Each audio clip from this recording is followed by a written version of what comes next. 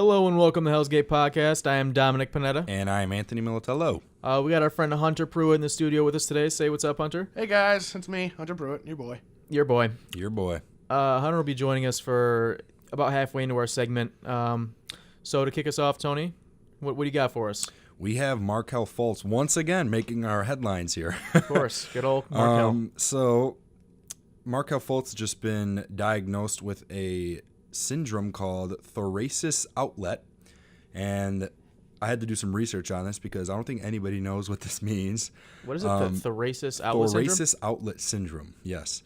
And upon research, it is a group of disorders that occur when certain blood vessels or nerves are compressed. Okay, so what do you think? He's got a little bit of nerve damage, it seems. Yeah. Well, obviously, that would explain his discomfort when he's trying to shoot. Yes. So, good for him that he's getting it diagnosed and taken care of. I don't know how you treat that. Okay, yeah, but here's my question to you. What does that really mean in the long run for him and, the Sixers? You know what I'm saying? Well, I feel like nothing has changed. I don't either.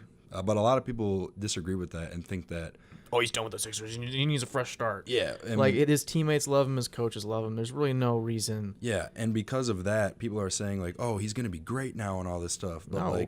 If anybody actually sits there and watches the games, I'm not saying I sit here and watch every single Sixers game, but I watch a lot of highlights of a lot of teams.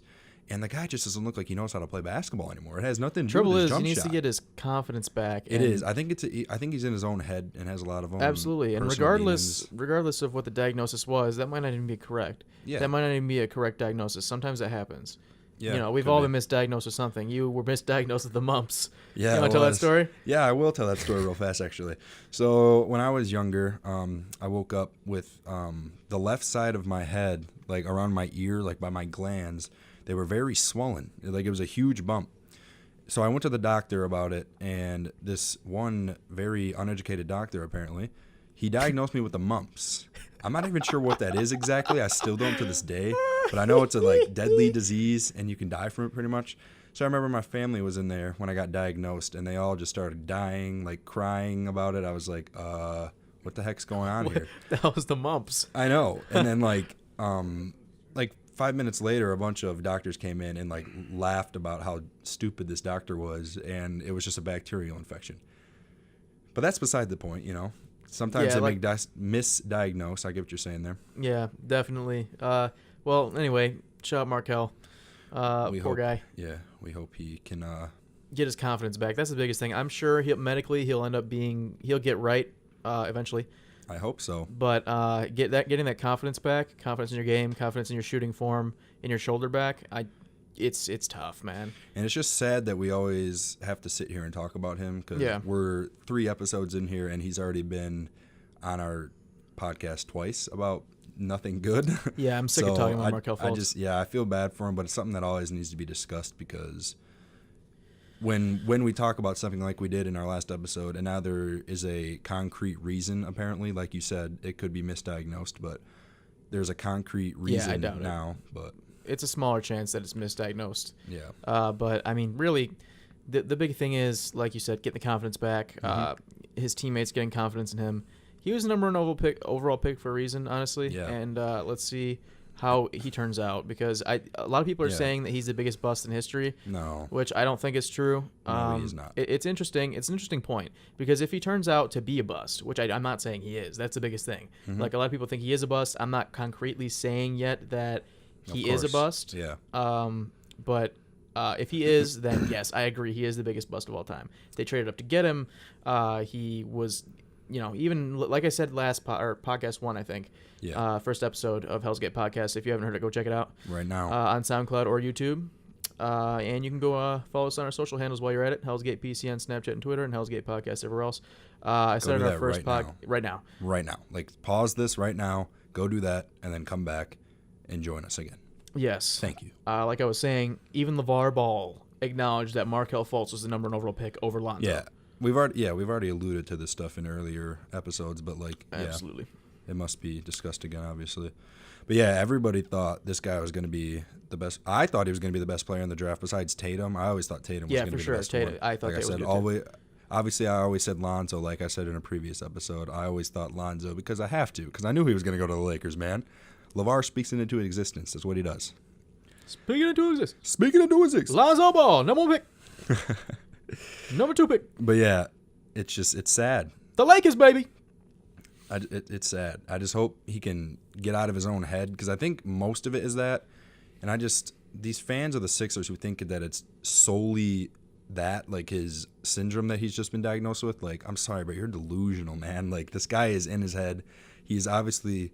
That's the thing. He had more to his game than just shooting. Yeah. Like, he didn't get drafted only on shooting ability. And he came out of... Washington. What was it?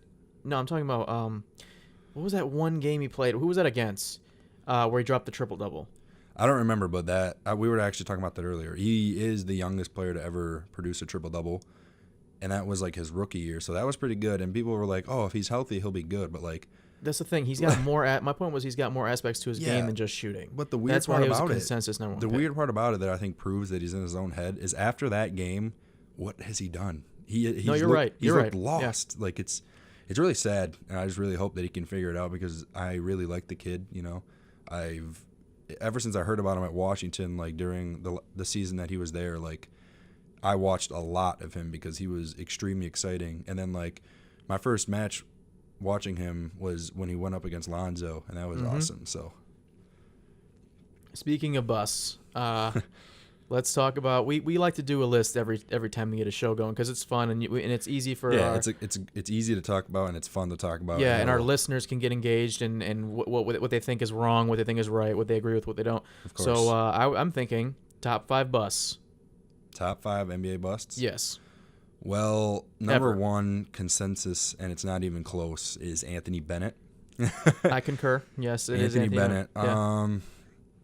Number 2, I mean, after Anthony Bennett, I think there's really no order because all these guys have their own case, and I don't even know if more are to a more degree than some of these other ones.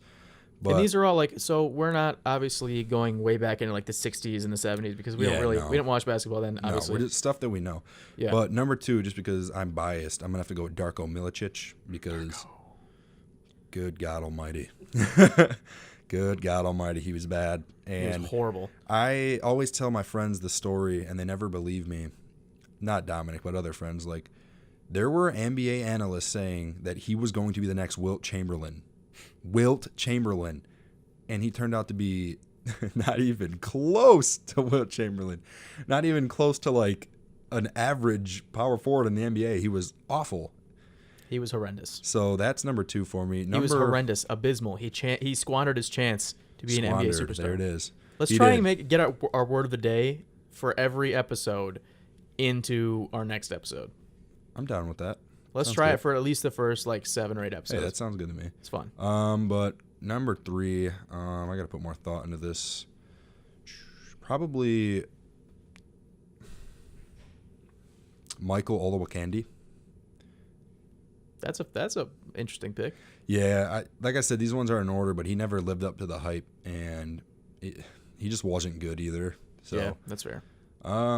Number 4 is probably Kwame Brown. Kwame Brown, as Stephen A. would say. Do the Stephen A. thing. You know, like the whole spiel. What do you mean? You know, like when he's like, so Tony used to do this Stephen A. impression, and this was the impression, the Kwame Brown impression. Mm-hmm. He used to like go on this. When he ranted about him? Yeah.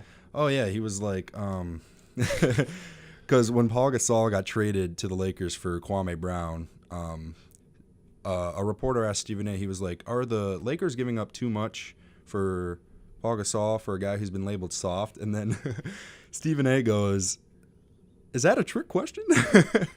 He's like, "It's Kwame Brown we're talking about. Throw a parade. This man was a bona fide scrub. He can't play. He has small hands. He can't catch the ball. He's got small feet. Even though he's mobile, doesn't really know what he's doing. He has no game whatsoever, plays no defense, doesn't have the heart, the passion, or anything that comes with it." Is that what you're talking about? That's exactly what I'm talking about. Oh, my God. Kwame Brown. So, yeah, that's probably my number 4. Number 5, probably LeBron. No. Number 5, that's a tough one, buddy. You're putting me on the spot here. Hasheem Thabit. I'll just say it for you. Yeah. Yeah. Hasheem Thabit is up there. But now I got to think of an honorable mention because you said another option for me. So I'm going to go with, although I didn't watch this period of basketball, I'm going to have to go with Sam Bowie just because he was picked in between Hakeem Olajuwon and Michael Jordan and wasn't good. Yeah. So, yeah, you got to feel for that guy. And I know I'm forgetting a lot of guys here. So yeah, I'll enlighten you. I'll enlighten you real quick. Name some guys I'm forgetting, and if listeners, if we're missing anybody, comment. Okay, so number one consensus, in my opinion as well, is easily Anthony Bennett. Anthony Bennett is a complete scrub. He just dropped like 38 points or something 37 points or something like that. In the G League, yeah. In the G League. Shout out Anthony Bennett. Maybe he'll prove us all wrong. Maybe he'll have a comeback. Maybe he'll be like third on the list soon instead of first. We'll see what he does. So two, and I don't like to consider this guy a bust because it was due to injury, but there's no doubt in like the expectations for Greg Oden were so high. Yeah, especially because he was picked over Durant too. Exactly. That's an honorable mention for sure too. I might put him in my top 5 actually. I just wasn't thinking of him. Yeah, Greg Oden, that poor guy. Poor guy. He showed some he had promise. So much talent. Yeah, he showed some promise when he actually had a full season. Well, it wasn't even a full season. I don't think he ever had a full season, but where he actually played more than 10 games in a season. Yeah. Oh, man. Poor Greg Oden. Poor Greg Oden. 3 is obviously Darko Milicic. Darko. There's really nothing I need to say about that. If you're a Detroit Pistons fan, you know exactly what we're talking about here. Yeah.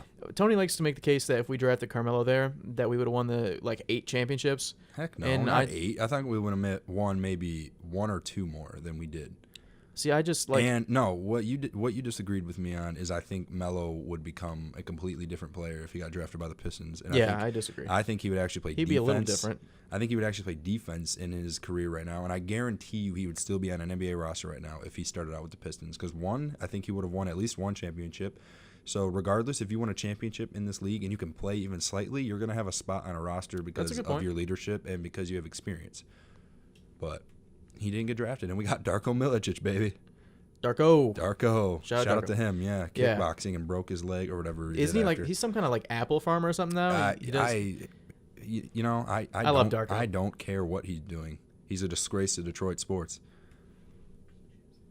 Oh, peach farmer. Yeah, Hunter just reminded me it's a peach farmer. He's a peach farmer. Okay. Oh, good for him, man. Yeah, good for you, Darko. Wow, I'm happy.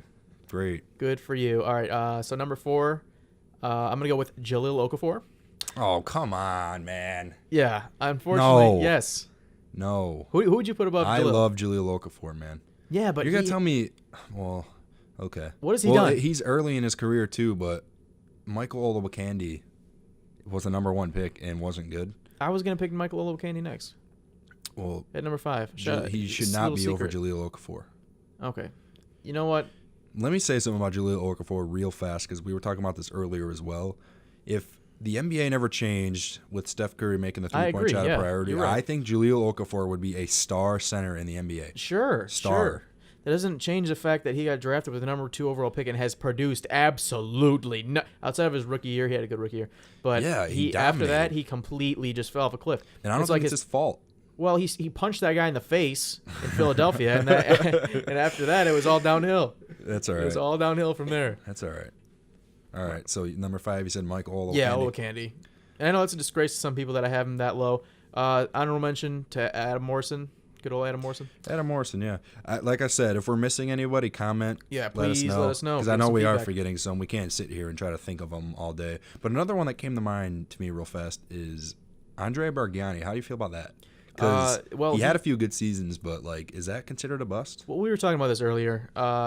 Just like everything, we actually had a discussion about sports before we got on the podcast today. We did.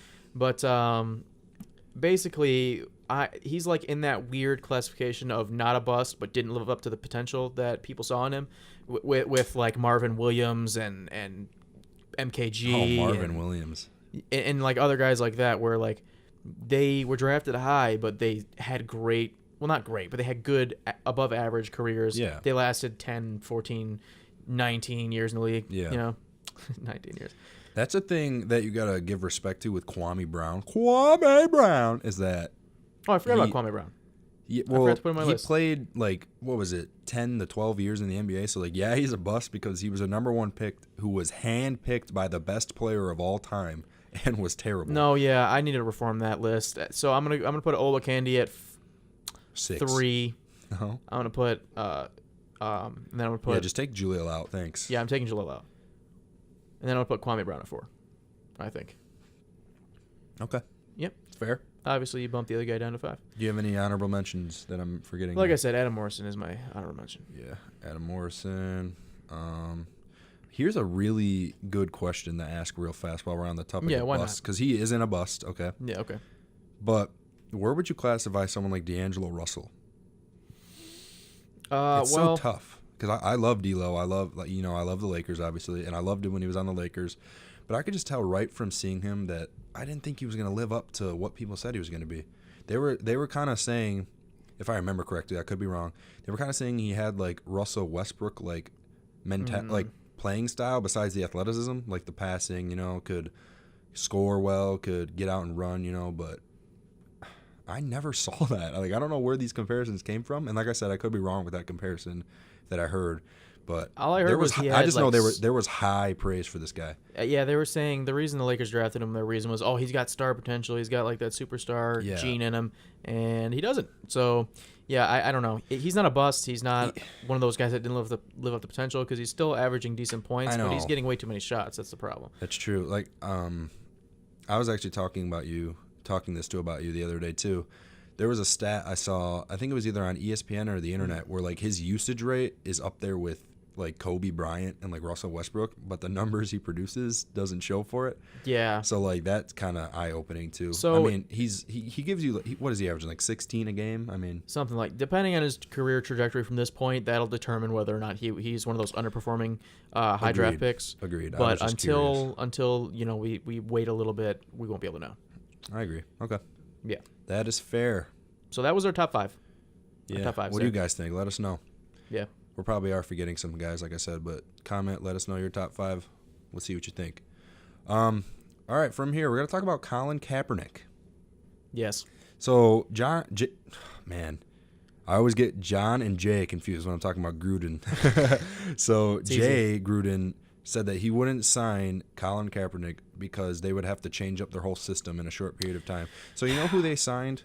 They signed a guy named John Johnson. And if you're listening to this and know who that is, please let me know because I have absolutely no idea.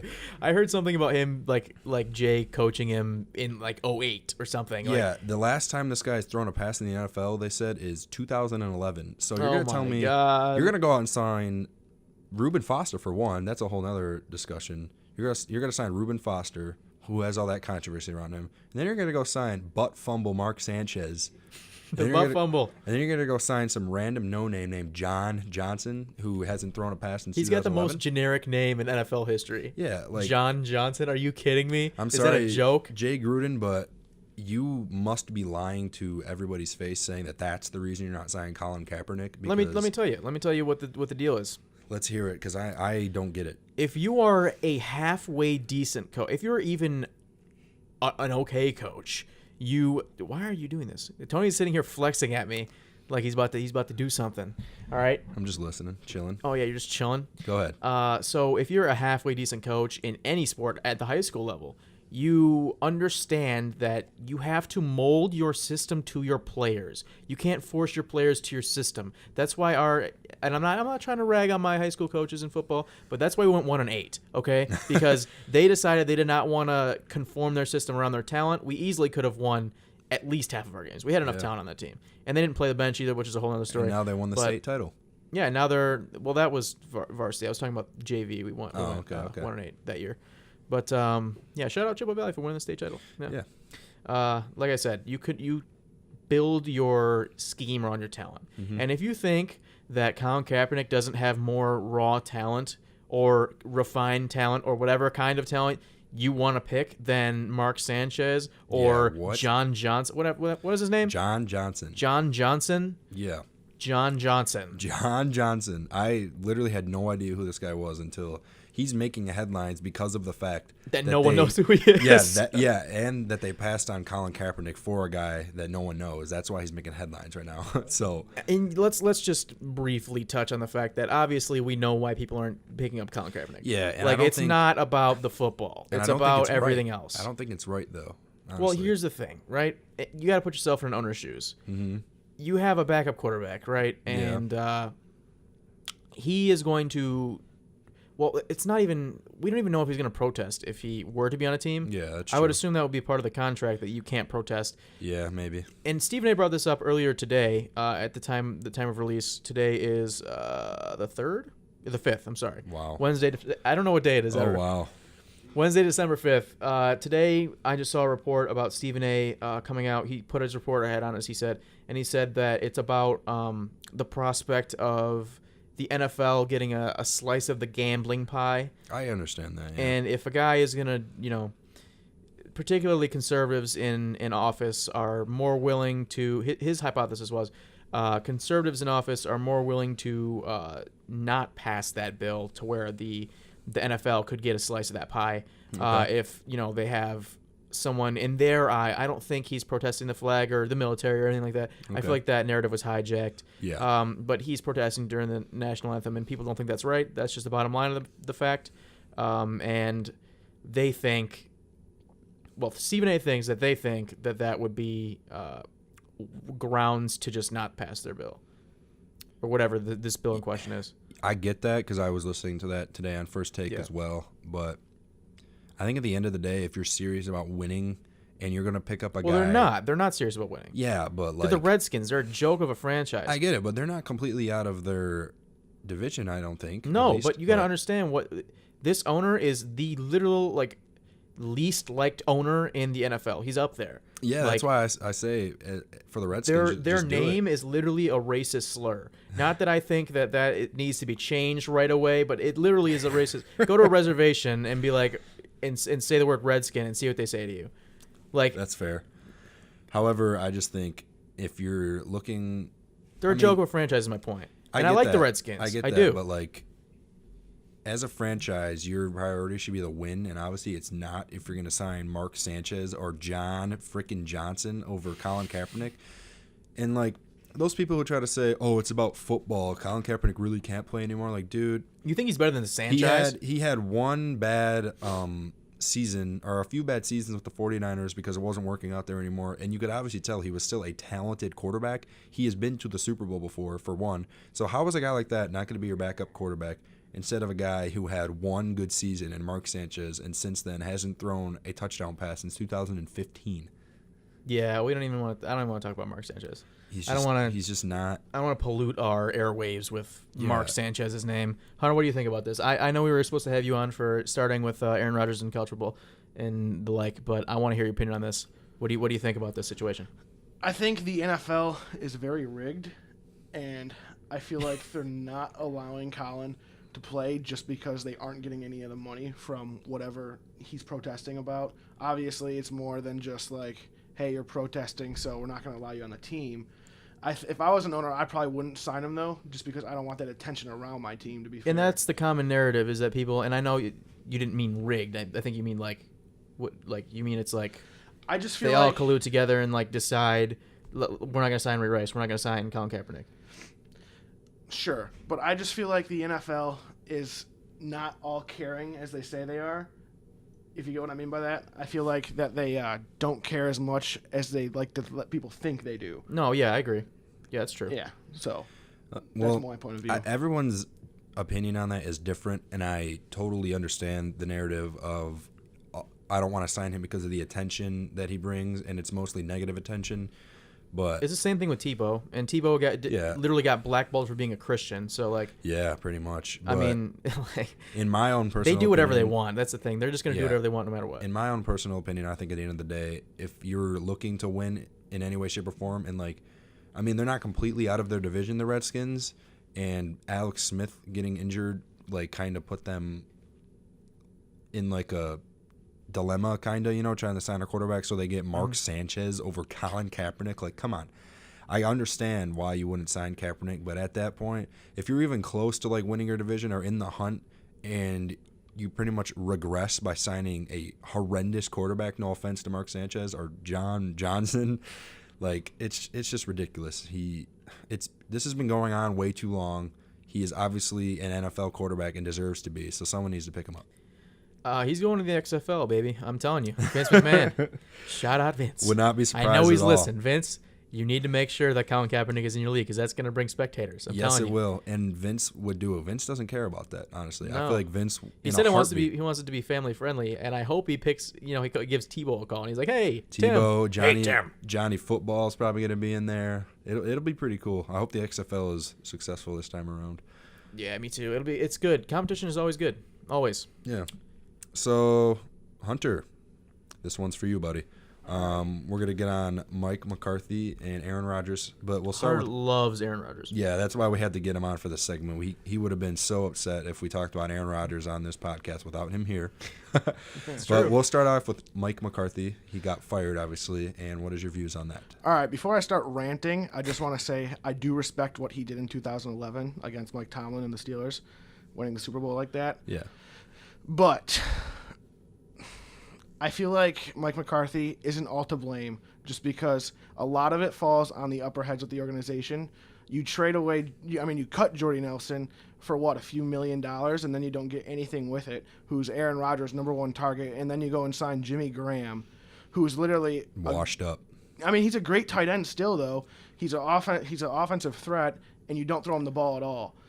Yeah. You got to fix your play calling. And speaking of the XFL, my boy Jim Caldwell is there. And I feel like the Packers are going to try and talk to him because I don't see anybody else they can talk to. I know Urban is not going anywhere. He's going to retire. Mike McCarthy, I'm sorry, but you're not that good anymore. I just say I really don't think he ever was that good. No, I thought he was always a decent coach, but I think the NFL has been changing a lot, and he is just not adjusted to it at all. But let me go on record right now and say, because I feel like no one says it enough, and I don't know why. I think it's because Aaron Rodgers is there, and he's one of the best quarterbacks we've ever seen in terms of talent. But the Green Bay Packers are an absolute dumpster fire of an organization. Well, no, at least in the last 5 years. Yes, in the last 5 years, they've been drafting great. In the last 5 years, fine, but you can't say they're a dumpster fire of an organization. I think they put are. a time frame on it. Guys. I do. I think the last 5 years they've been a dumpster fire of an organization. They haven't got Aaron Rodgers' help. They treat him like he isn't the best quarterback in football, and I don't understand why. And I think that reason in itself is the reason they are a dumpster fire right now. I feel like they're a rich man's Lions right now. Until when Aaron Rodgers leaves, it's over. They're going to be worse than the Lions probably. Yeah. And I feel so bad for that fan base just because they have the Probably. best fan base in the NFL. Think about it like this. And you have nobody.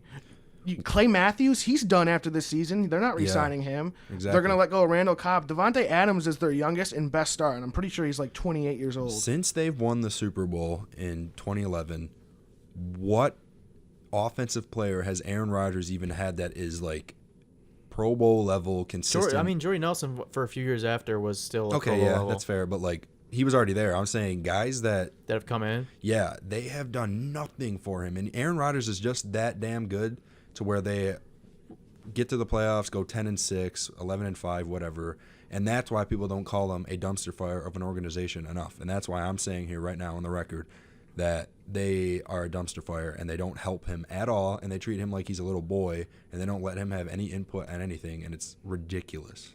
I highly agree with you, just because if they did, just like you said, Dominic, your player fits the scheme. Yeah. So Yeah. I would do whatever he wants. If he wanted to keep Jordy, I would not get rid of Jordy. Yes. Yeah, you're right. They have this. They have the connection together, and then you, like I said, you sign a great tight end who's sure he's washed up, but he can still catch the ball when you need a catch in the red zone, and you don't throw him the ball at all. So then you get rid of Cheeseburger Lacey, who still you got Ty Montgomery running the ball, and he's not even getting you 5 yards of play. At least he can. He was a wide receiver. And they converted him to a running back. Yeah. Who is their running back right now? Is it still Ty Montgomery? It is. I think so. What is going on? Yeah, I told you, man, they're a dumpster fire. But, however, I think a very, very small part goes on Aaron Rodgers because like I said, not a very small part. There's a decent chunk that goes on Aaron. Yeah, because it's his fault that Jordy's not getting the ball. Now, regardless of what Mike McCarthy calls, you can still throw the ball to Jordy Nelson. You can still throw the ball to Jimmy Graham. Yeah, and I think those guys got moved out of the system partially because of Aaron Rodgers. Yeah, and I think the last 2 seasons his attitude has been completely changed because of the fact that they don't treat him like a star. Yeah. And I think he's got to like suck it up just a little bit and go out there and ball like he has been the last few years. And I think that's the small part that goes on him. Right. Yeah. But And then I'm not saying he has to force feed guys the ball. Like, it's their fault for not getting open. And granted, but there has been a lot of passes this season that you look at Aaron Rodgers and like, whoa, he missed that pass, or like, whoa, he didn't make that play. Like, he's just not playing up to level right now. But I think that all ties back to the Packers organization. Yeah, I mean, it all comes down to morality. Like, look at the whole team. You have nothing. He knows it, and he's gonna stay there because he loves the organization. Yeah, so but at the same time, that's where I say the small part goes to him, because he's got to suck that up just a little bit. I know it's been happening for way too long, but like, you got a ball, man. You got to just go out there and play, and it doesn't look like he wants to play, honestly. So what is it? I think he's 33 years old, and he's just sitting with nobody on that team. Yeah, and that's the Packers' fault, and it's really irritating to me. And I don't even like the Packers because I'm a Lions fan, obviously, so I can't like the Packers. Why would I like the Packers? But like, Hunter finds a way. I respect a guy like Aaron Rodgers, who I think talent-wise is the best quarterback in football right now, and I think in the right situation, he would be head above every other quarterback in the NFL and winning Super Bowls left and right. You know what I'm saying? Listen, if he wanted to, he could be having an MVP caliber season like he always did. In the right scheme and the right coaching staff, I think he could be an MVP candidate every year. And it would be at the point where they would have to start giving it to other guys like they do with LeBron in the NBA, because of the fact that fans will get annoyed that it's the same guy every year. That's how good I think Aaron Rodgers is. And I mean, just let me say this. Just imagine the Lions somehow cut Stafford. Which needs to happen. Yes, it does. He definitely doesn't need to be cut. He needs but to be traded. Yeah, not the cut, Lions got Aaron Rodgers. Just imagine that. I know it will never happen, but we would automatically be straight up trade Matt Stafford for Rodgers. We would be a Super Bowl. Probably wouldn't be a Super Bowl team, but we would easily be. I disagree with team. you. Really? Disagree with you. I think the Lions are also a dumpster fire of an organization, and they have been for like 100 years. Yeah, but if you take away the quarterbacks and just look at the rest of the talent. But we're not that talented of a team either. We don't have that many offensive weapons. We just got rid of Tate. The only like consistent. Why? Why do we get rid of Golden Tate? Yeah, I understand a year too early than a year too late. I get it. Pick. I get it. That's a Patriot motto. We have a Patriot GM, or president, coach. Whatever his name, and a Patriot coach. Yeah. But I mean, Golden Tate was the lifeblood of our. Yeah, he was the fan favorite, and he was by far our best player. I mean, Kerryon Johnson has a future. He balls, you know. Yeah, but he's not Golden Tate, man. Yeah, like no, nowhere near. He's a running back, first of all, and running backs. It's very hard for a running back to be the face of your franchise. Exactly. I remember the day he left. The morality of the city just. We all crushed. Yeah, like, exactly. I think you mean the morale, Hunter. Morale, yeah, exactly, Hunter. We, as a fan, and a lot of people I know who are fans, we were all just like, "Oh, we're screwed. The season's over." Oh, I literally looked at it and I was like, "Oh man." Yeah, like, there was no need for that. Come on, guys. So, and then we have Kenny Golladay, who's an upcoming wide receiver as well. But like, you need more than two weapons. Marvin Jones, he has lapses. Yeah, he's aight. He's the perfect definition of aight. I mean, you know. He's aight. He's just aight, you know. Okay, come on. He's aight. Yeah, exactly. He's okay. He's aight. He's a good second. I guess, man. I guess. It's just you don't like. I think with Aaron Rodgers on our team, we maybe go like 10-6. You know, 9-7, make the playoffs and get knocked out in the first round. We're just. I don't think we become close to a contender. I mean. Is making the playoffs a contender or being a contender, you think, technically? I mean, no, it's not. It's just making the playoffs. Yeah. And this is kind of a pointless scenario because it's never going to happen. Exactly. I don't even know why we're discussing it. Exactly. But I like to add that just because you make the playoffs doesn't mean you're a good team. Like it's you're right. It's very easy 100%. to make the playoffs in the Every time the Lions have made the playoffs in the last 10 years at least, which is like twice. Yeah. We were not a good team. We just made the playoffs. Yeah, and we were carried by two players literally, and our defense was always like decent in those years. It was above average. Good for enough, sure. but like that's when Matt Stafford was balling, and that's when we had Kelvin Johnson. And I don't even know who else because we weren't good. Did we even? I don't think we had Kelvin Johnson the second year that we made it. I think that was after Kelvin retired. No, I know. I was talking about the first year though. Oh, okay. But yeah, we had Tate and all that, but Golden. I miss him. Thank you for all your service, Golden Tate. Literally, thank you. I'm by your house often. I landscape with this nice man, Frank Zarnowski. We do your neighbor's lawn, and so shout out Golden Tate. Yeah, shout out. So what do we got next on the list? With Hunter here, we're going to talk about Urban Meyer and the impact of his retirement and his replacement. Here so we Hunter, go. what do you think of his replacement, Ryan Day? How is that going to go? what do I think of his replacement? Ryan Day is everything you want in an offensive coordinator. He's young, very young. He's only 34, I believe. Yeah.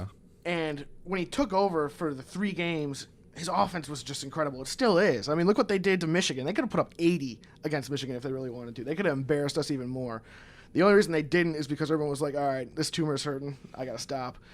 This tumor's hurting. Oh, man. I know what that's like, Urban. And if you don't believe me, just look at all the other offensive coordinators Urban has had under his wing. Now, one of them's the coach at the Texan Longhorns, which is a really good team. I believe they're still in the top 15. I haven't looked lately. I believe, yeah. But, yeah, I'm excited for this new coach. You're excited. Do you like Ohio State or something? No, but I respect Ryan Day. I was going to say, you were going to get kicked out of this podcast. Yeah, you're going to get kicked off right away. You were a fan. I feel bad for Michigan fans. I feel bad for Michigan State fans because they're all like, oh, he's gone. We're going to start winning the Big Ten, boys. And nobody realizes how good he's going to be. Like, his offense has always put up over 30 points at least. So, okay. They also have the best talent always. They always have great talent do. at Ohio State. Yeah, I mean, look at Dwayne Haskins. He's going to stay at least 2 more years, I firmly believe. Yeah. And then I think they're going to win the championship. So. Okay. I mean, that's a fair assessment. Yeah, I respect that. I don't agree. I will never agree that Ohio State will win anything because I will never be an Ohio State fan. Well, you don't got to be a fan to acknowledge the greatness. I know. Of the organization. I'm just messing around. I respect greatness, and they are great. So, like the Cowboys, just the epitome of greatness, right? I'm going to ask you a question. I'll give my opinion on this question after I ask it. But what do you think for like teams in the Big Ten, like Michigan and Michigan State? What do you think Urban Meyer retiring does for them? I asked that to Dominick and Hunter. Repeat your question. Come on, man. You weren't listening? No, I was listening, but I want to fully answer your question the first time. Okay, so what do you think Urban Meyer retiring does to teams like Michigan and Michigan State and other teams in the Big Ten? What do you think it does to their morale? Well, like I was just about to use the word morale. Like it's just a morale booster. That's really all it is. Yeah. You know, a legacy, like a great coach with a great legacy is now out of your hair. Mm-hmm. And that like stain in your brain is just gone. If you're Jim Harbaugh, there are no excuses left for you anymore. No, yeah. I mean, it's over Ryan for Day you, man. Could be an absolutely phenomenal coach. No, he could be a beast, but he's not. Yeah, like, he's not. He doesn't have the name value yet of Urban Meyer. Exactly, and if Jim Harbaugh doesn't find a way to beat Ohio State next season, he's gone. He's got to be out. He needs to be gone. He's got to be out. He's a great coach, and I think Michigan. I'm a Michigan State fan, but yeah. Michigan fans are like way too hard on the guy for losing to Ohio State. But like, if you're 0-7 against them in the last 7 appearances. I mean, that wasn't all Jim Harbaugh, but that's like, what, the last 3 or 4 seasons he's been there? They're 0-4 against Ohio State, and that's the only game that a lot of Michigan fans care about, and obviously the Michigan State game. But when you're 0-4, 0-3, whatever, to Michigan, and now they're losing their legend of a head coach, if you lose to them again next year, like... I can confirm as a Michigan fan. You got to be out. And Hunter's a Michigan fan as well. How do you feel about Harbaugh if he doesn't beat Ohio State next year? I want you to talk first because I have a lot to say about this. Okay. Well, as far as Michigan State goes, it's business as usual. They're all right. They'll be all right after. Like I said, just a morale booster. That's all it is. The consistency of the program is probably going to carry over. Like Ryan Day is probably going to be just as good. Offensively, defensively, they still have the defensive coordinator there. Yeah. So it's like, I really don't think there's going to be that much of a change outside of maybe the team is going to believe a little bit less in their offensive coordinator. But really, that organization is so good that I think that won't even happen. I think that it'll just be the same. Yeah. All right, Hunter, go ahead, buddy. All right. Before I do this, I just want to say I do respect Urban Meyer for what he's done. He's easily a top 5 coach of college football of all time. But now, for Jim Harbaugh, dude, you're 2-2 against Michigan State. You should have caught that punt. Yeah, well, one of those was a fluke. Oh, yeah. That was awesome, though. And by the way, it was not. To go to Ohio State and Michigan, that was a first down 2 years ago. I'd just like to say that. It certainly was. And now, hard agree. You were brought in to win 2 games, in my opinion. 2 games a year. 2 games a year. I understand it's Urban Meyer, but still, you had the top 5 talent of this season with college football. Mm-hmm. And you choked against Ohio State badly. Horribly. Oh, that was just ugly. I turned off the game. That was ugly. at halftime. And Hunter always watches the whole game. Hunter always watches the whole game. I almost cried. And you know me, I'm a State fan, so I was loving it, but I hate Ohio State, and I'm not one of those Michigan State fans who like hates Michigan. But like if they're playing like Ohio State, I want to cheer for Michigan. But when they lose, I think it's hilarious. That's just how it is, you know. We always take it so hard. I know they do. Michigan fans take it hard, and that's the funny part as a State fan about Michigan fans are very intense when it comes to losing. They are. They're good fans, man. They're annoying sometimes. No offense to you guys, but they are very passionate fans, and they stay on their team, and I really respect that. You're annoying. No offense. Well, you guys aren't examples of it, but there's a lot of annoying Michigan fans out there. Yeah, you're right. I would like to say, too, that as a Michigan fan, I acknowledge that I wanted all the drama to happen at Michigan State. I wanted Devin Bush to just tear up that field. I wanted them to get in that argument, and I'm not going to hide that from anybody. Like, it's the rivalry game. Of course, you're going to show it off. Like you can't. It's competition. You can't just hide it away. And it's fun. Yeah. That's the thing about football is you can be a little nasty. You can get a little nasty in football because you know it's a contact sport. It's like a real man quote man sport. You can be a little disrespectful. You can be I like when people are. I don't exactly like. I was gonna make the Aqib Talib chain snatch like Crabtree joke. Oh my god! I thought that was a little absurd. A little bit. But I was gonna use that as an example. I just like a little bit of roughness, a little bit of nastiness. It makes it fun as viewers. Definitely does. That's the great thing about college football too. You look at all the other sports, and you don't get anything that college football. Intense. People actually care. Like sure, NCAA basketball is great, but you can win and it's one and done's always with NCAA basketball now. Yeah, you can win 70 games and lose. I don't know. Let's just say random number 30, and still make the playoffs and somehow beat Villanova. Yeah. But college football, you can only lose maybe 2 games and hope to make. No, actually, I didn't even think about that. You got to be like top of the line to lose 2 games and still make the playoff. You know you have to be. And like a lot of other teams have to lose 2 games for you to be in that. Yeah, no, you're right. You guys are right. Yeah. Now I don't want to really bring up the switching to 4 to 8 because that's probably a long conversation. Yeah, that'll be for another day for sure. It's dumb as hell. We won't even talk about that. Oh. What I was referencing though, I Hunter, disagree with that, but we'll talk about it another day. What I was referencing was the passion for the game, like in the players like really going out there and caring about what they're doing. Yeah. Because they're going to be at that school for 2 or 3 years, not just one, and it's college, so they identify with this. They're working for something bigger. In the NFL, you're working for your own self. Exactly. In the NBA, it's even more so. Yeah. You're working for you and your stats and your money. But in college, it's all about the program, and that's what I respect about college football. Yeah, I feel you. In college, you can suck, and you're still making more than I will ever make in my life. So there's that. Yeah, getting free education. That's it. Yeah. And that's already a huge leg up on us. Exactly. And in NFL, you can. It's not even fair. You don't have to be good to make money. Mm-hmm. And that's the thing. People lose a lot of people lose motivation. You'll see it when someone gets a big contract or when they make the NFL in general. They're making that, starting salary of whatever, like $700 to $2 million for a rookie. I don't know what it is. Yeah. But they immediately lose motivation. Some players at that small amount of money, and then when people get the big contract, let's use Matt Stafford as an example. When he gets that money, he stops playing. He stops giving a damn. Not that he ever really gave a damn, and don't get me started. No, he gave a damn before. Stop. He did. He's just. Oh man. I feel like he did it. Like at one he's so point, irritating to watch. But let me get back to Urban Meyer for a second because I have like a prediction for this whole situation. I think just next season, like you said, it's a morale boost for like teams like Michigan and Michigan State. Mm-hmm. I don't know if Michigan State will beat them next year, but I'm predicting Michigan to actually come out with a win next year against Ryan Day and Ohio State.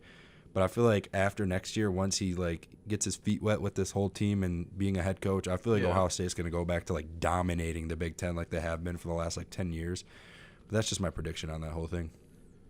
And Urban Meyer, like we've all said, he is an absolute legend. Ultimate respect to him. Hell of a career.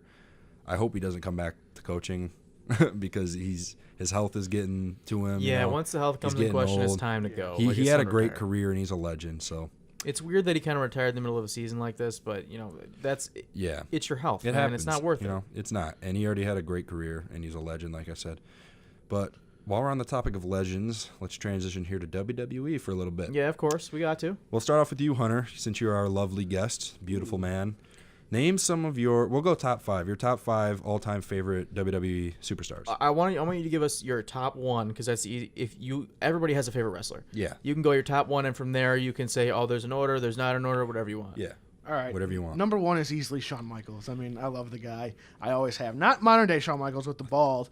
Hashtag Not me bald being Shawn. bald. I think I'm cute. But how do you feel about him coming out of retirement? I do not like it because it ruins the image for me. I can't watch anything Shawn Michaels will be in because it's so bad. Like, I watched Crown Jewel, and it was horrible. That match was one of the worst pay-per-views I've ever seen in my life. It was the worst match I ever watched, and I don't watch WWE that much. However, though, Shawn Michaels, he shouldn't have came back. I agree with that, but he was the only good part to go about that match because he was the only one who at least looked decent. Everybody else looked absolutely horrid. You think so? No, yeah, I think Shawn Michaels at least looked like he could hang. To be fair, Triple H tore his pectoral muscle. Like that, you can't control that. So Shawn had to wrestle the whole match. I get it, but the last few Triple H matches have been very bad, sluggish. Yeah. You can tell he's getting old, and I feel like he doesn't care as much about being in the ring. I think he does. I think he cares just as much as he did before. But the problem is he's old, and he doesn't. What people don't understand about WWE is you can't just come back for a match and then go away. Like, that's why The Undertaker sucked so you have to be in ring shape. Yeah. Like, it's different than any other sport. You have to be in ring shape. Yeah, it's just like anything. You got to get the rust off, obviously, So. You got to work that not the, they work ridiculous schedules. You don't have to work the full schedule, but you can definitely tell when someone's working a a few times a year schedule, and they try to have a decent match in the ring and it just doesn't pan out. Yeah, and a lot of those guys who are doing one matches like that, they usually have live event matches before so they can get their feet wet and get back into the swing of things. But when you're that old, they don't do that, so they're just getting in there and then getting out and then not wrestling for a while. I mean, they still train and try and get they get in the ring and wrestle with their buddies, but that's it's not a wrestling match. Yeah, it's just not the same as there being a crowd and you having a full live on match. So that's probably why they look so terrible. So back to your top 5. Hunter. Yeah, go ahead, Hunter. Before I do the other 4, I would like to say that we probably wrestle better than they do right now. Yeah, no, you're right. We have some fake wrestling matches and we do pretty good. Yeah, we have fun. Yeah, we do. It's a blast. Come join us, people. Yeah, and now, why not? Number 2, Stone Cold, and that's the bottom line. Number 3 is Edge. Ooh. Yeah. That's a little I like that. I won't say controversial, but that's a very interesting pick. It is. See, the reason I said 3 for Edge is just because I loved watching him. He is doing his all-time favorites, so he's not saying who we'll do our top 5 best, and then we'll do our all-time favorite. But we're gonna do our favorites first. Obviously. Yeah, that's the easiest one to do. Yeah. Number 4 is The Rock, and number 5 is probably Randy Orton. Ooh, Randy Orton, huh? A nebula rising. Okay, sorry. Or CM Punk. You could throw CM Punk in there, too. I like that. Honorable mention. All right, Dom, go ahead. Okay, so I've had a lot of favorite wrestlers over the years. I was very plugged into the program for a long period of time. Mm-hmm. The person that I grew up on, ironically, was Hulk Hogan's last run. I was a huge Hulk Hogan fan when I was a kid. So I don't know if I'm going to put him at 1, but he is definitely It's your all-time favorites. It can be whoever it is. See, nowadays, I don't think he's, looking back at his matches and, his promo work and everything, I just don't think he was as good as I did back then. I gotcha. So it's a little bit more difficult for me to rank him there. Obviously, I'm just going to rattle off some names because it's hard for me to formulate a top 5 because I've been a fan of the product so long. Edge, obviously, is up there. Yep. Chris Benoit, Eddie Guerrero. There's one you guys are forgetting that I'll say in my list that's making me really upset. But obviously Taker. Okay, there it is. There it is. You read my mind, Stone man. Cold, The Rock, I think Chris Jericho, and he's going to be in my top 5 best of all time. Whoa. A spoiler. Whoa. I think Chris Jericho might be the most underrated wrestler who ever lived. I can agree with that, but to put him in your top 5. I respect that. Yeah, Chris Jericho I do respect that, but I don't agree with it. Up there for me. He's in my top 10, but not top 5. Yeah, I grew up on the Ruthless Aggression. Top five. I grew up in the Ruthless Aggression era. That's when I really watched my bulk of wrestling. Yeah. So guys like Brock, Triple H, even the year Goldberg was in the WWE had a profound effect on me. That was horrible though. That little run he had. Yeah, it was. But like I said, I was really drawn to him. He was an icon though. So he was an icon. I'm forgetting Batista, John Cena, Edge, Okay. Orton, guys like that. Okay. So that's like 8,000 wrestlers, but Hey, that's all right. You just listed some of your favorites. I got you. So we'll go with me. And my number one is not Shawn Michaels. obviously Shawn too. Yeah. Shawn Michaels, in terms of my favorites, he's just under my top 5. I really love Shawn Michaels, but I don't know. I feel like I didn't grow up watching his prime of wrestling. Yeah. I don't think Ruthless Aggression was his prime. Some people argue that, but I don't think that was his prime of wrestling. So I didn't really get to grow up watching as much of like prime Shawn Michaels, you know? Yeah, that's fair. So my favorite growing up was easily The Undertaker, and it wasn't close.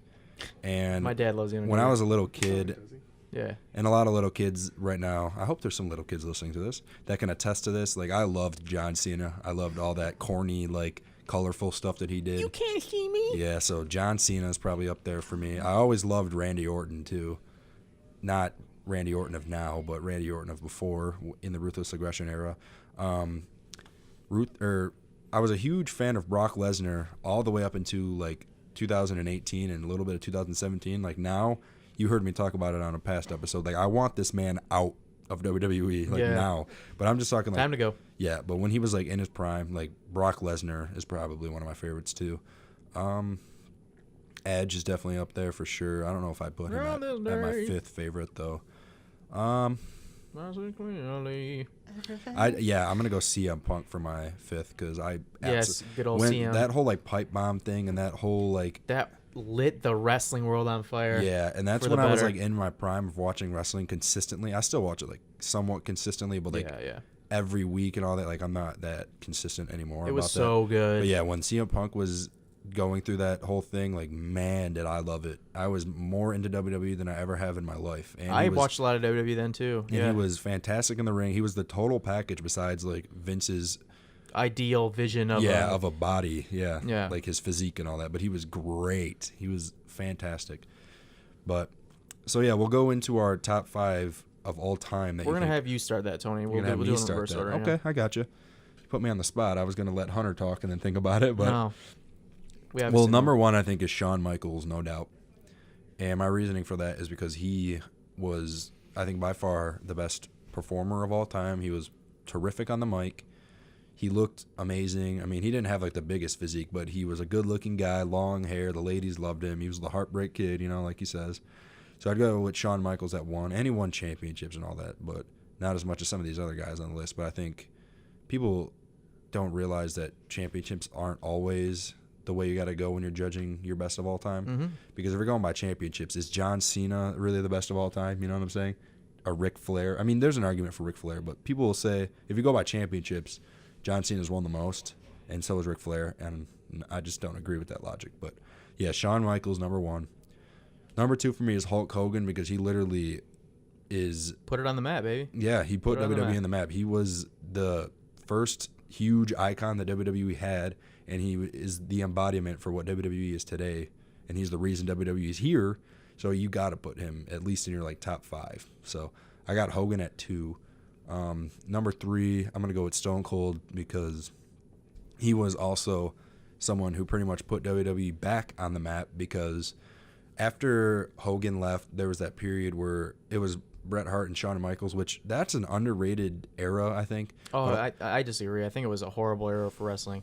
I did not like any. They were just so caught in between, and it was just bad. Well, there wasn't a lot of guys who were wrestling, but like that were good at least. But when Shawn Michaels and Bret Hart, they were like the main feud, and I just thought a lot of that gets overlooked because of how bad everybody else was. So I just think that part about it makes it a little bit underrated.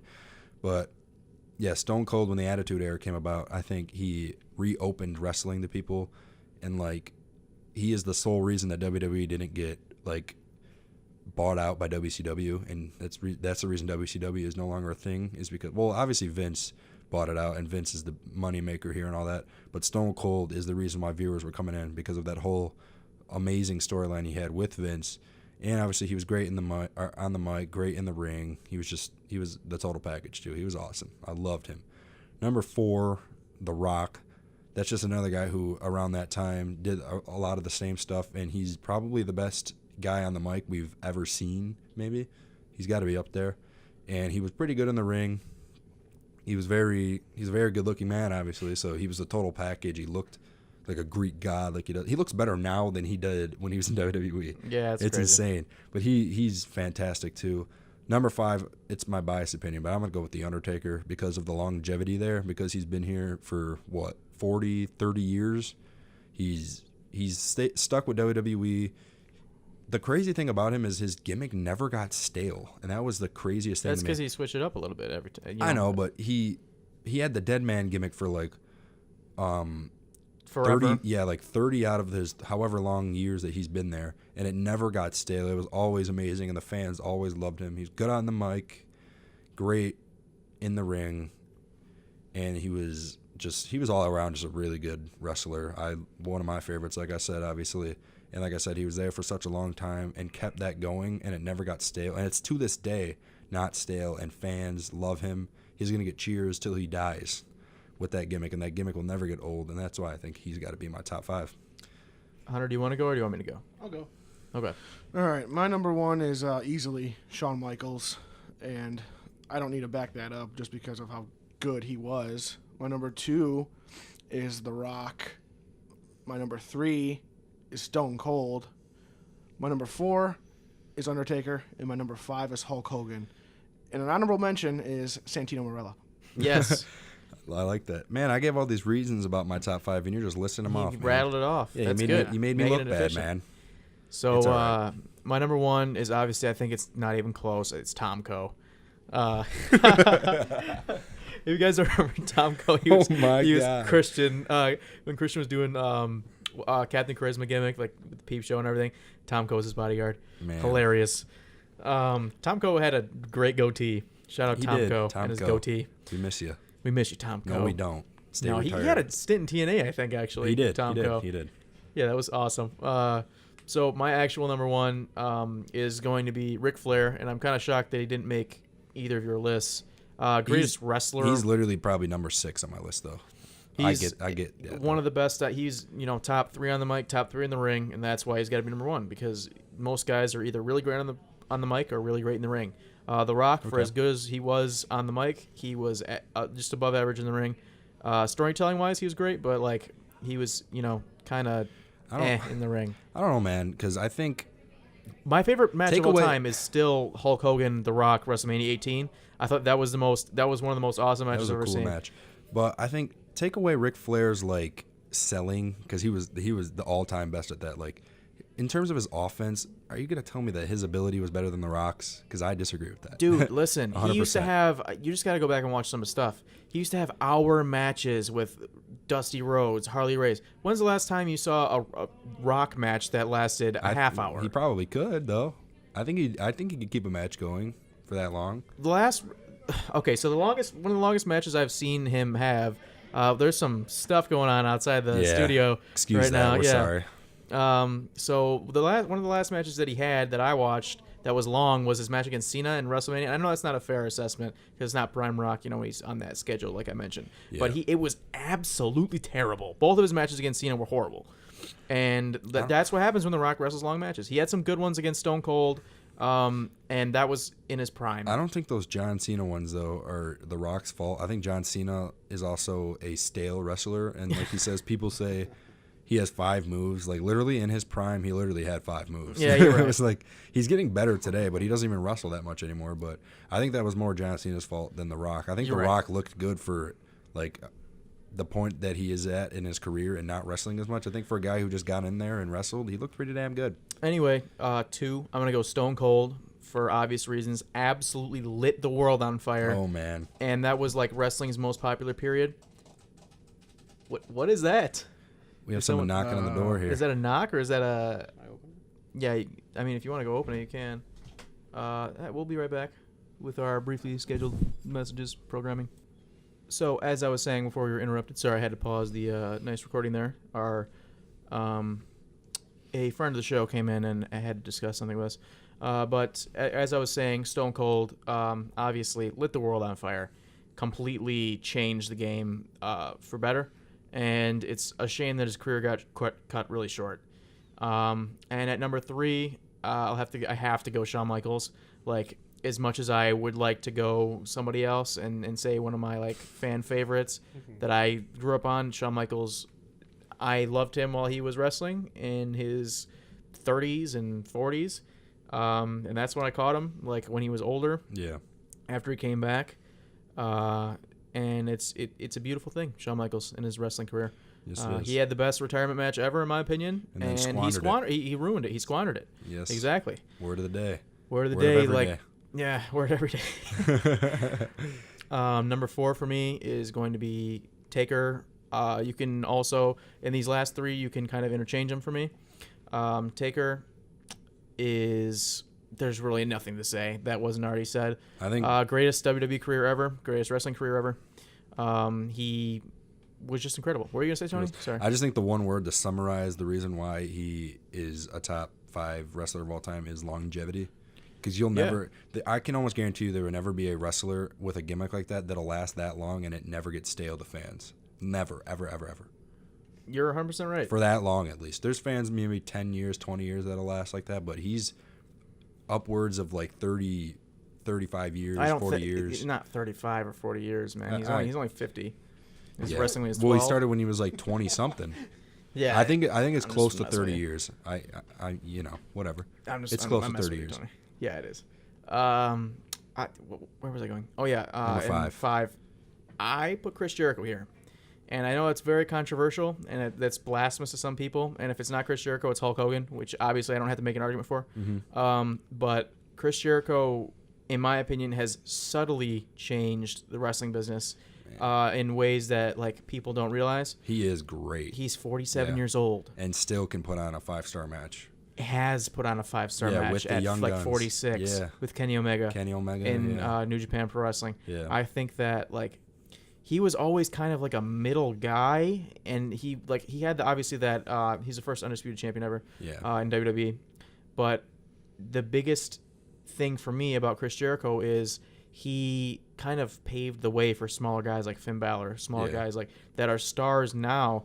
That wouldn't have happened without Jericho. I'm sorry, and people think like, oh no, it was Eddie Guerrero, Chris Benoit, guys like that, and it was. They had a huge part in it. But I think Chris Jericho, his longevity, the fact that he's still wrestling today, the barriers he broke down for smaller guys. Yeah. There's something to be said about that. And like I said, I could easily put Hulk Hogan here and like be normal and have Hulk Hogan in my top 5. But I'm putting Chris Jericho there to make a statement that people need to respect this man. Respect what he's done for the business and respect what he's done in 100%. General. He doesn't get enough appreciation, I agree. And I do have him in my top 10 if I were to make out a list right now. He got the word it over. If you can get the word it over, like, I'm sorry. Like, he's one of the greatest on the mic. He was not one of the greatest in the ring. He was probably top 20 in the ring. Just made the list. How does someone make that work? And it like if he came back today and did that gimmick, it would still work. That's the thing. He's saying something evolved. About him. He in like an Undertaker-like way. Yeah. He evolved. Yeah, like his whole career. That's like the difference though is like the longevity with the Undertaker is he's had the same gimmick for like most of his career, but with Jericho, like he has the longevity, but he changes his gimmick, but gets it good every single time. But it's not a big change. It's always just minor changes. And he's never had like a stale like gimmick, or no one's ever thought he was stale. You know? His world championship run when he was doing the suit and tie and his feud with Shawn Michaels and everything, that is his angle with Shawn Michaels is one of the most underrated in wrestling history. It's like top 5 angles ever. 100% agree with that. I would just like to add that I remember watching that feud, and I never hated an athlete more than I hated Chris Jericho exactly. When he legitimately punched Shawn Michaels' wife in the face, and then messed up Shawn's eye. Kayfabe messed up Shawn's eye, but Shawn had a crooked eye after that. Like, he did. That's crazy. Like, you literally hated Chris Jericho after that. Hated him. The awesome thing about him, too, is, like, when he was a heel, you hated him. But when he was a face, like, you loved him. Exactly. It was never an in-between. Stephanie and, like... Exactly. And that was awesome. Yeah, I don't watch WWE that much, but I can guarantee if he came back, he would immediately be loved. Like, right when that entrance happens, you would just... The stadium would shake. Immediately. It'd be louder than Seattle Stadium, so... That's my opinion on that. Absolutely. 100%, man. I'm glad you guys at least somewhat agree with me because a lot of people don't. A lot of people call me crazy, but I don't care. Not at all. They're not educated. I have blasphemous opinions. They're not a part of the greatest podcast of all time. And exactly. They're not a part of the greatest minds of all time. So. Yes. So with that, we should probably wrap up the show. We're a bit over an hour here. Yep. Thank you again for tuning in. Thank you very please, much. if you like the show, subscribe to us wherever you're at, whether it's SoundCloud or YouTube. We might have it on Twitch at this point. We're working on that right now. We're working on it. But please subscribe to us both on SoundCloud and YouTube. Please. If you have time, obviously watch us on YouTube and SoundCloud. Subscribe because we appreciate the views. We appreciate the shares when you share it with your friends. We hope you enjoy the content. Please give us feedback. Yeah. We've been asking for that every single episode. We haven't been getting much, so please give us feedback on how to improve our show, how we can personally improve our ability to speak to the masses and to each other. Oh, there's nothing to improve, man. We are the greatest of all time. We're already great. You know? With a top 400 guest, Hunter Pruett. I mean, I would just like to he's getting there. Thank both of you for having me. Absolutely, man. It's a pleasure, man. Thanks for coming on the show, buddy. Hunter will be on here soon again. He's very good in sports like we are. And I'm just a shy boy. That's all sometimes. Yeah, he's a little shy boy. He's getting out of his comfort zone, and he did a great job today. We probably should have gave him a little bit of an intro when we got here. Hunter's my oldest friend. Hunter's like he's my best friend, my oldest friend. Obviously, Tony's also my best friend, but I've known Hunter forever. I've only known them for like 2 years, and I feel like I've known them since I was a toddler. So. Exactly. Yeah, me and Tony are like in love. Me and Dominick. Yeah, I guess. Me and Dominick were like Me and Dominick are like Jim Harbaugh and Urban Meyer. We were born in the same hospital. No, we actually weren't. Just Oh, yeah. Funny. Thanks again, Hunter, for coming. Yeah, on we the show. Appreciate you guys tuning in. Keep tuning in. We're gonna have a lot of stuff coming at you. I'd like to mention that we are going to be slowing down our upload schedule a little bit. We're going to be doing 3 days a week for this week. Yeah. This should be coming out on a Friday. Yep. This will be the last 3 a week podcasts. Because of our schedules are getting pretty tight coming up here, so we're going to slow it down to twice a week or once a week. We'll keep you updated. Next week will be twice a week, maybe 3 times, but after that, for the following 2 weeks, 3 weeks, it's going to be once or twice a week. Yeah. We're going to get as much as we can out for you, but like I said, our schedules are tight, and whenever we can get in here, we're going to record and get stuff out there for you. Absolutely, yeah. Yeah, we got finals and holidays are coming. Yeah, and all that stuff. So we're gonna slow it down, but we're gonna pick right back up after that. Of course. And we'll be back to 3 times a week. In no time, unless you guys hate 3 times a week and you think our podcasts are too long. Yeah, let us know. Yeah, let us know. If we need to shorten it to 45, we will. But before we get out of here, you've already said this though, but everybody, YouTube, SoundCloud, everywhere, go subscribe, go like, go share all of our stuff. Get your friends to go look at our stuff, please. We appreciate it, and we appreciate you tuning in to this one. Just do it. Hell's Gate Podcasts on basically everything but Snapchat and Twitter, where we are Hell's Gate PC. Yeah. Thank you again for tuning in. I've been Dominick Panetta. I am Anthony Militello, and our guest. And I am Hunt Dog. The Hunt Dog. Hunter had everyone call him Hunt Dog in 3rd grade for literally forever, and into 4th grade. He insisted his dad call him Hunt Dog. Anyway, sorry. That's all right. Kind of ruined the outro, but doesn't matter. Hey. Again, Dominick Panetta, Anthony Militello, Hunter Pruett. Yep. We'll go Dominick Panetta, Anthony Militello, Hunter James Pruett. Thank you for tuning in. We thank you for tuning in. We'll see you next time. See you next time on Hell's Gate.